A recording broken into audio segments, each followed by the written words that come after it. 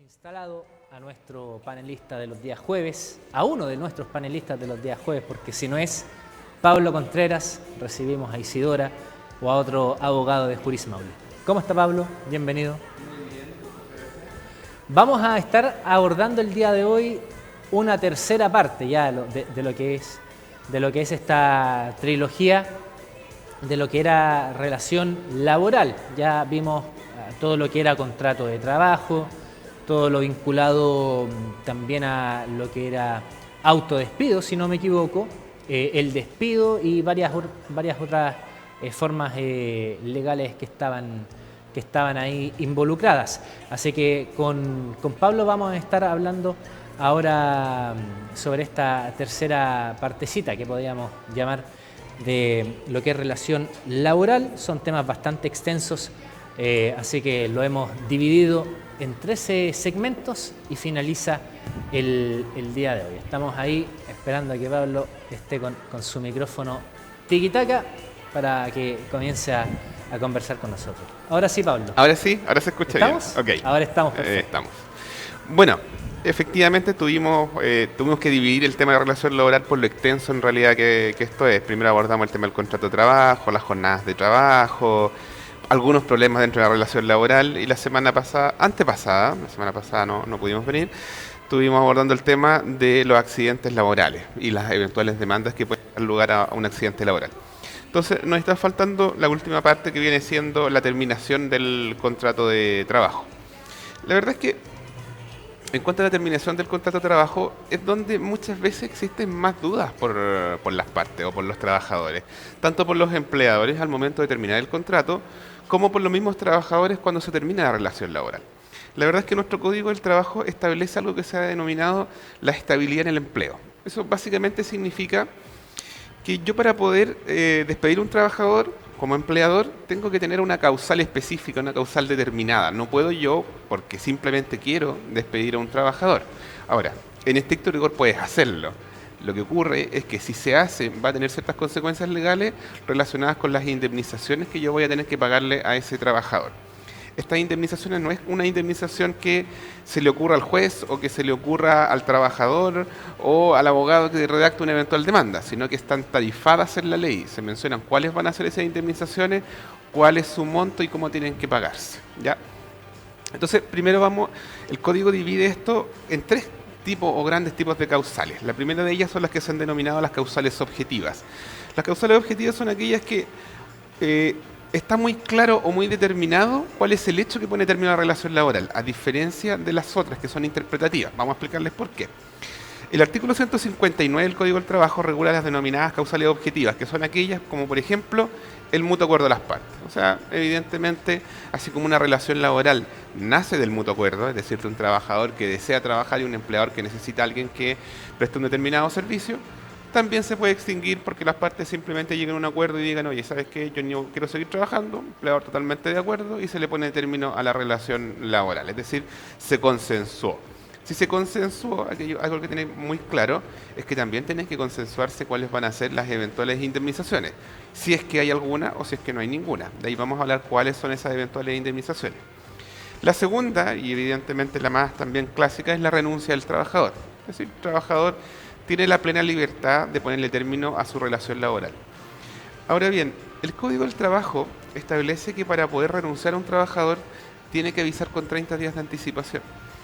Sin embargo, también tienen que tener claro que no hay una sanción al trabajador que renuncia al día 1 y le avisa al empleador el día 1, o sea, del mes. No hay una sanción específica. Si en el código, en el fondo, insta al trabajador a avisar con 30 días de anticipación, no es en realidad, no tiene ninguna consecuencia jurídica el no hacerlo. ¿Ya? Y viceversa también se suele dar, ¿no? Viceversa sí, pero la diferencia es que si yo quiero ponerle término a un contrato de trabajo por determinadas causales, la ley me exige avisar como empleador con 30 días de anticipación, y si no lo hago, sí hay consecuencias. Esa es la diferencia, ¿ya? Porque, ¿cuál es el motivo de esto? Porque se entiende que dentro del marco de una relación laboral, a diferencia de una relación contractual civil, cuando yo contrato a un profesional honorario o cuando yo contrato una construcción de algo, en realidad estamos hablando de dos partes que en principio están como en una igualdad de condiciones. Mientras que en el derecho laboral la situación es distinta.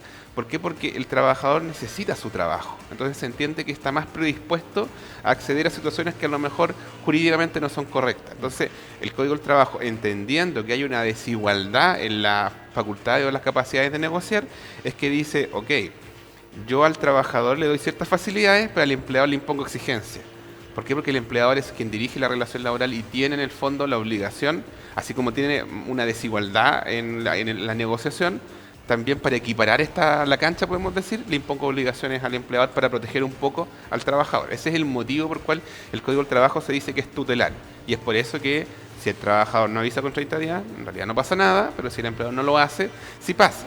¿Y cuál es el motivo lógico? Es que como trabajador, si a mí no me avisan con tiempo, yo no voy a buscar un trabajo. No voy a tomar medidas como a lo mejor gastar menos o no endeudarme. Ese es el motivo por el cual la ley exige esta comunicación con anticipación. Bueno, otra de las causales también objetivas es la muerte del trabajador, una cuestión bastante evidente. Ahora, aquí algo que parece muy lógico, se producen ciertas situaciones complejas. ¿Qué pasa, por ejemplo, si un familiar mío fallece, mi papá, mi mamá, un hijo, y existía un contrato? ¿Se deben pagar indemnizaciones legales? Por ejemplo, ¿se debe pagar la indemnización por años de servicio? ¿O se debe, por ejemplo, pagar la remuneración o las vacaciones proporcionales adeudadas? ¿Qué es lo que me tienen que pagar? Bueno, yo ahí les puedo comentar que lo que el empleador está obligado a pagar es, evidentemente, la remuneración. En segundo término, está obligado a pagar las vacaciones proporcionales. Y en tercer término, las indemnizaciones a todo evento. ¿Ya? ¿Cuáles son las indemnizaciones a todo evento? Son normas que están en el contrato de trabajo donde las partes pueden regular que independiente del término de la relación laboral, yo siempre voy a indemnizar, un ejemplo, por años de servicio, sin importar la causal. Y ahí, por ejemplo, se podría exigir ese monto. Pero la regla general es que los familiares van a poder solicitar vacaciones proporcionales y, en este caso, las remuneraciones pendientes. Y no se firma finiquito, porque evidentemente la persona que tiene el derecho a exigirlo es el trabajador. Pero sí tengo el derecho a exigir esos montos, ¿ya? La cuarta causal es el vencimiento del plazo. O sea, una cosa que es muy evidente, es decir, si mi contrato estaba hasta el día 30, llega el día 30 y no se renueva, se termina el contrato. La quinta es la conclusión de trabajo o servicio que dio origen al contrato. Este es el denominado contrato de obra y faena. Los contratos de obra y faena son aquellos contratos de los cuales ya hayamos conversado tiempo atrás, en el que a mí me contratan para un servicio determinado y ese servicio llega a su fin. ¿A qué me refiero con un servicio determinado? Por ejemplo, me contratan en una constructora para la construcción o habilitación del tercer piso de un edificio. Termina el tercer piso del edificio y termina el contrato. Y finalmente, el caso fortuito fuerza mayor. Bueno, esta es la situación quizá más compleja de analizar. Caso fortuito fuerza mayor dice relación con alguna situación que es imposible de prever por ninguna de las partes. Un ejemplo, bueno, ha habido mucha discusión con este tema, pero a lo mejor un ejemplo clásico de esto, un incendio en una planta donde se faenan, no sé, animales y yo trabajaba ahí. Y se quema por causas naturales o ajenas a la voluntad del empleador, y el despidador me despide, puede hacerlo porque en el fondo nadie esperaba que ese incendio ocurriera. ¿Ya? Si se fijan, la diferencia de estas causales con las que vamos a analizar ahora, que son causales muy determinadas, es decir, ocurrió el mutuo acuerdo de las partes, evidente porque tiene que haberse generado, hubo una renuncia del trabajador, es decir, no es algo interpretativo, queda claro que cuando ocurren estos hechos se termina la relación laboral. Mientras que las causales del artículo 160, que las voy a pasar a enumerar porque en realidad son bastantes, dicen relación con situaciones que el empleador califica de una forma determinada y le pone término al contrato. Por ejemplo, en las causales del artículo 160 tenemos la falta de probidad del trabajador, conductas de acoso sexual del trabajador, vías de hecho, que son básicamente una agresión física, injurias proferidas por el trabajador en contra del empleador, conducta inmoral del trabajador que afecta a la empresa, conductas de acoso laboral. También encontramos la no concurrencia del trabajador sin causa justificada durante 2 días seguidos. También tenemos 3 días dentro del mes, 2 lunes dentro del mes. Abandono de trabajo por parte del trabajador. Y aquí tenemos dos situaciones que son distintas. Abandono del trabajo, por ejemplo, ya ¿cuánto podríamos considerarlo ya como un abandono de trabajo? Porque es que mencionas 2 días, por ejemplo, de... No, lo que pasa es que la causal, la anterior, que es la número 3, que es la no concurrencia del trabajador a sus labores sin causa justificada, la ley exige que el trabajador no asista a su trabajo durante 2 días seguidos, 3 días en el mes o 2 lunes. ¿Ya? Ya. Pero no es que llegó atrasado o que llegó tarde, no, es que no asistió. Si el trabajador llegó tarde pero asistió, no está dentro de esta causal. Pero existe una cuarta causal, que es el abandono de trabajo, que es distinta de la otra, que dice relación con aquel trabajo que tiene dos situaciones distintas. La primera, el trabajador va a trabajar y sin avisarle a nadie, abandona su puesto de trabajo y no vuelve. Es decir, marca su horario de ingreso, supongamos a las 8:30 de la mañana, y resulta que a las 10 toma sus cosas, se va, no le avisa a nadie, y luego tampoco tenía un motivo justificado, porque podría haber una situación excepcional que ese trabajador hiciera que tuvo que salir, porque lo que exige la ley es que sea una salida intempestiva e injustificada, es decir, no hay un motivo. Evidentemente yo podría decir que tenía un motivo, que tenía hambre y me quería ir, o que estaba aburrido, bueno, pero evidentemente eso no es un motivo, una justificación son situaciones excepcionales, tuve un problema de salud, me tuve que ir, no le avisé a nadie, un familiar se accidentó, a mi hijo le pasó algo, claro, son situaciones justificadas. Lo que no significa, ojo que esto es muy importante, una cosa es que yo justifique mi inasistencia o justifique que yo me tuve que ir del trabajo, pero no por eso significa que me lo van a pagar. Son situaciones distintas. Esto es para los efectos de que no incurrir en una causal de término de contrato, pero no para los efectos de que me lo paguen. Si yo no lo trabajé, no tengo derecho a exigir el pago. Pero el segundo caso del abandono de trabajo dice relación con que yo sí voy al trabajo, pero no quiero trabajar. Es decir, marqué mi ingreso y supongamos que mi labor era, no sé, redactar demanda de las 8 de la mañana hasta las 6 de la tarde. Y resulta que yo me siento en mi computador, mi jefe me entrega las demandas para redactar y yo no quiero hacerlas. Luego me pregunta, no, es que no quiero hacerlas, jefe, estoy aburrido, no tengo ganas, etc. Eso es una causal que es la negativa injustificada de prestar el servicio para el cual yo fui contratado. Porque claro, ¿de qué serviría un trabajador que llega, ingresa y no quiere trabajar? ¿Ya? Finalmente tenemos actos u omisiones o imprudencias temerarias. Esta es una causal muy específica que dice relación cuando un trabajador realiza un acto tan grave que puede arriesgar la salud de los demás trabajadores. Un ejemplo práctico, supongamos que yo trabajo en una cocina y prendo el gas y lo dejo andando sin prenderlo y obviamente mis compañeros se desmayan, o qué sé yo. O yo manejo y en realidad manejé ebrio y choqué a trabajadores de la empresa o choqué a otras personas. O exceso de velocidad también. O exceso de velocidad. Exceso de velocidad, yo iba con otros compañeros y les generé, en este caso, unas consecuencias a su salud. Son causales como para ponerle término al contrato de trabajo. Situaciones muy graves, muy específicas, ¿ya? El perjuicio material causado con intención. ¿Qué es esto? Le tengo tanto odio a mi empleador, me pasa una camioneta y yo voy y la choco a propósito, o la tiro por un barranco, o quemo la oficina. Situaciones muy específicas, pero ojo que pasan. Aunque tú no lo creas, este tipo de cosas pasan en la vida real. A lo mejor no va a ser tan grave como eso, pero me pasa en un computador y la verdad es que me enojo y tiro el computador solo y lo rompo. Entonces, cuestiones que parecen ilógicas, pasan, y eso se entiende que es un perjuicio material causado con intención. Ahora, si yo estoy en la empresa, se me cae un computador y se rompe, no es con intención, evidentemente es un accidente, entonces no va a tener una consecuencia como para el despido. Y por último, la causal, que quizás es la más importante de todas, es la más importante porque es la más compleja, que es el incumplimiento grave de las obligaciones del contrato. ¿Por qué es la más compleja? Porque para el empleador, cualquier cosa normalmente pasa, yo asesoro en muchas empresas, para el empleador cualquier cosa normalmente tiende a ser incumplimiento grave. Para el trabajador nunca es incumplimiento grave. Por ejemplo, les voy a poner casos muy concretos que se dan mucho en el día a día. Resulta que yo trabajo en una oficina, me quedo dormido encima del computador, pasa mi jefe, me ve y dice, oh, yo te voy a despedir porque estás durmiendo en tus horarios de trabajo. Sí, evidentemente el dormir en horario de trabajo no es normal y eventualmente es una situación grave. Pero la ley tiene una exigencia, y esa exigencia es que sea una situación grave y debidamente comprobada. Bueno, debidamente comprobada evidente, porque si yo no puedo probar que el trabajador estaba durmiendo, obviamente va a ser un despido injustificado. Pero necesariamente un trabajador que estaba durmiendo en su horario de trabajo es un incumplimiento grave. Y es por eso que yo les decía, para el empleador lo va a hacer siempre. Para el trabajador, no, chuta, fue un descuido y me dormí 3 minutos y no pasó nada. Entonces la verdad es que existen una serie de elementos que han llevado a los jueces a la jurisprudencia a determinar que no siempre un incumplimiento va a ser grave, inclusive para el mismo trabajador. Supongamos que yo soy un trabajador que lleva un mes contratado y la verdad es que normalmente me quedo dormido en el trabajo. Evidentemente hay una situación de reiteración en el tiempo, recién estoy empezando a trabajar, no hay ninguna justificación, claro, da para que me despidan.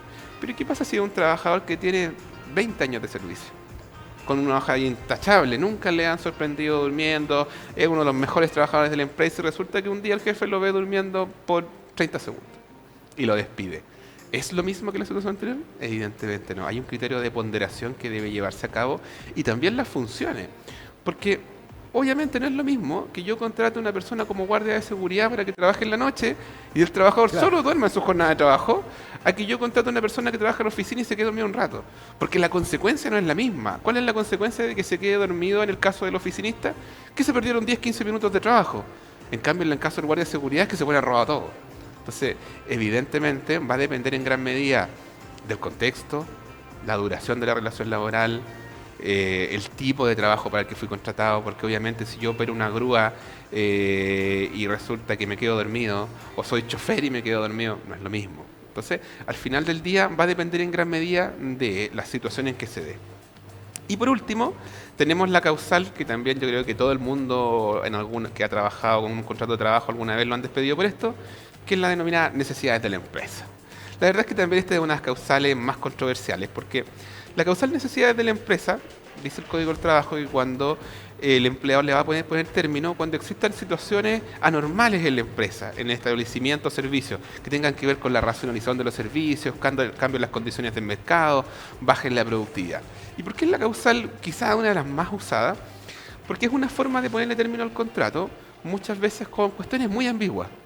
Supongamos que el empleador invoca que se está reestructurando el área de, no sé, yo trabajo haciendo publicidad, de marketing de la empresa. Y la verdad es que yo le pongo solamente eso en la carta de aviso. Chuta, que eso puede significar muchas cosas. Ya sea porque ya no quiero hacer marketing en la empresa, ya sea porque van a contratar a otra persona, ya sea porque en realidad ya no me necesitan porque ahora van a hacer solamente publicidad basados con, no sé, con programas de inteligencia artificial y yo estoy sobrando en la empresa. Entonces, en realidad, el tipo de causal de necesidades de la empresa es una causal muy compleja, que ha ido diciendo la jurisprudencia para que ustedes lo tengan claro, porque normalmente se van a invocar cuestiones económicas. Que estas cuestiones económicas tienen que ser absolutamente externas al empleador. Eso es lo primero. Y lo segundo, que si la empresa quiere reestructurar un área o servicio y esa reestructuración es una decisión interna de la empresa, no tiene por qué soportarle al trabajador. ¿Qué significa esto? Que siempre que a mí me despidan por necesidades de la empresa, si esa causal no esté completamente justificada, ese despido va a ser injustificado. Ahora, la pregunta que todos se hacen es, bueno, pero ¿y qué pasa si me despiden injustificadamente? O sea, yo entiendo, a lo mejor yo no falté 2 días seguidos, a lo mejor falté solamente uno y el otro no pude firmar porque no estaba el libro y mi empleador me despidió. O en realidad yo sí falté al trabajo pero tenía licencia médica o tenía un comprobante médico. ¿Qué hago si a mí el empleador ya me despidió? ¿Puedo exigir que me reincorporen, por ejemplo, a mi puesto de trabajo? La regla general es que no se puede. O sea, una vez que el empleado pone término a la relación laboral, no existe la reincorporación salvo en casos muy específicos, como por ejemplo trabajadores con fuero laboral, que es una temática distinta. Un trabajador con fuero puede exigir que si lo despiden sin una autorización especial otorgada por un tribunal laboral, lo pueden reincorporar, ¿ya? Como las trabajadoras embarazadas, trabajadores con fuero sindical, etcétera. Pero debe ocurrir muy poco, me imagino, ¿no? Pasa más de lo que uno cree, ¿eh? Pasa más de lo que uno cree. Pero, ¿por qué? Porque muchas veces algunos empleadores no saben, por ejemplo, las consecuencias del fuero. U otros empleadores desconocen hasta cuándo dura el fuero postnatal, por ejemplo. Entonces, hay situaciones en las cuales empleadores han despedido a sus trabajadores. Lo que pasa es que la solución es muy práctica. Normalmente el trabajador concurre a la inspección de trabajo, se hace la denuncia, la inspección cita al empleador y le dice, mire, ¿sabe qué? Aquí tenemos 2 opciones, o lo reincorpora inmediatamente y le paga todas las remuneraciones que no le pagó producto de que no estuvo trabajando, o lo vamos a tener que multar y además lo vamos a obligar a reincorporar al trabajo. Entonces, frente a esa situación, evidentemente termina muy rápido ese proceso porque el empleador no le queda otra que recibirlo. Pero todos estos trabajadores que no están en esa situación, ¿cómo pueden reclamar y qué es lo que pueden reclamar? Bueno, cuando un trabajador es despedido y el trabajador considera que es injustificado, ya sea porque no está en ninguna de estas causales, ya sea porque no me invocaron ninguna causal simplemente, o porque la que me están invocando no es correcta porque no se ajusta a lo que en realidad ocurrió, el trabajador va a poder interponer una demanda laboral. Y en esa demanda laboral va a poder solicitar lo siguiente. Va a poder solicitar los años de servicio que haya trabajado, ¿ya? O sea, el requisito es que el trabajador al menos haya trabajado 1 año. ¿Y cuánto es lo que me van a pagar? Una remuneración por cada año de servicio. Si tengo más de 1 año, la ley dice que también o fracción superior a 6 meses. Es decir, si yo llevo trabajando 1 año y 6 meses y un día, ya me van a pagar 2 años de servicio. Lo mismo si llevo 2 años y medio, 2 años 7 meses, etcétera, y así. ¿Qué me tiene que pagar además el empleador? La falta de aviso previo, porque evidentemente ese despido fue inmediato, no hay falta de aviso, no se pagó una indemnización y la ley me dice que además me van a tener que dar una remuneración adicional por falta de aviso previo. Pero conjuntamente con esto, dependiendo de la causal, me van a tener que indemnizar por un aumento en la indemnización por años de servicio. En el caso de la necesidad de la empresa, si está mal invocada, es un 30%. En el caso de las causales del artículo 159, por ejemplo, que el trabajador me despida, el empleador me despida por llegar al plazo, cuando en realidad el plazo no ha llegado, que es poco probable, pero si pasara, un aumento de un 50%. Y si es alguna de las causales del 160, que aquí normalmente van a ser las del 160, las que me van a despedir, yo creo que aquí está el 80% de los despidos, un aumento de un 80% de la indemnización por años de servicio, y en algunas causales muy específicas como que a mí me despidan, por ejemplo, por acoso sexual, acoso laboral, conducta inmoral, perjuicio material intencionado, puede llegar hasta el 100% incluso. ¿Ya?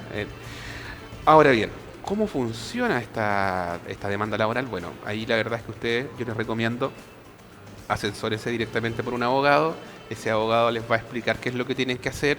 Dependiendo del monto de las indemnizaciones que ustedes van a solicitar, van a poder solicitar una demanda inmediata o van a tener que pasar primero por un proceso previo de mediación ante la Inspección del Trabajo, a través de una denuncia que ustedes hacen y los van a citar un comparendo.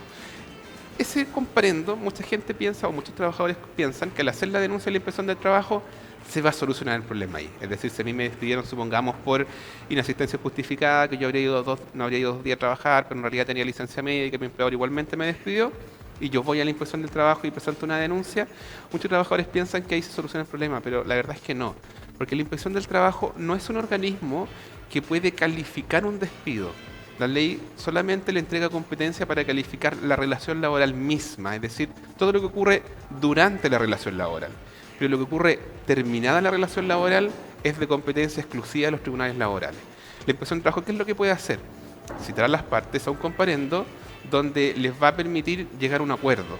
Los puede orientar a las partes, puede orientar al trabajador, puede orientar al empleador, le va a pedir la documentación que debe tener el empleador, como el contrato de trabajo, liquidaciones de remuneraciones, cotizaciones, entre otros, pero no puede obligar a las partes a llegar a un acuerdo ni decir quién tiene la razón y quién no. Por ende, si no hay acuerdo en ese comparendo, la única opción obvia es la demanda laboral. Y ahí la recomendación siempre es contáctense con un abogado en materia de relaciones laborales para aquellos trabajadores que quieran pedir una indemnización inferior a 15 ingresos mínimos, que actualmente son cerca de 7 millones de pesos. Pueden solicitar patrocinio de la Corporación de Asistencia Judicial a través de la Oficina de Defensa Laboral, y en el caso de que no cumplan con este requisito pueden recurrir a un abogado particular, el cual normalmente no cobra un monto de dinero por representarlos, sino que cobra una comisión por representarlos. ¿Ya? Ahora bien, hay una temática también que la gente pregunta mucho, que también hayamos abordado aquí, que es el tema del autodespido. Aquí puede ocurrir una situación que es distinta. Supongamos que ustedes tienen una relación laboral vigente, su empleador no los está despidiendo, ni tampoco pretende despedirlo, pero ustedes tienen una serie de situaciones dentro de la empresa que son anormales, como por ejemplo, voy a poner algunos ejemplos, no les pagan las cotizaciones, o no les pagan la remuneración, o no les pagan toda la remuneración, o les pagan la remuneración en cuotas, de a poco, y no dentro de los plazos legales.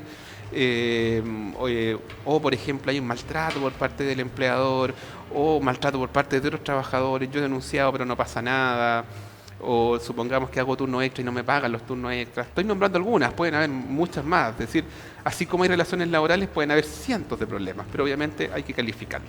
Entonces, ¿qué es el autodespido? El autodespido es una facultad que tiene el trabajador para ponerle término a la relación laboral por alguna de las causales que ya leímos en relación del empleador, pero ahora inversamente, es decir, yo las invoco en contra del empleador.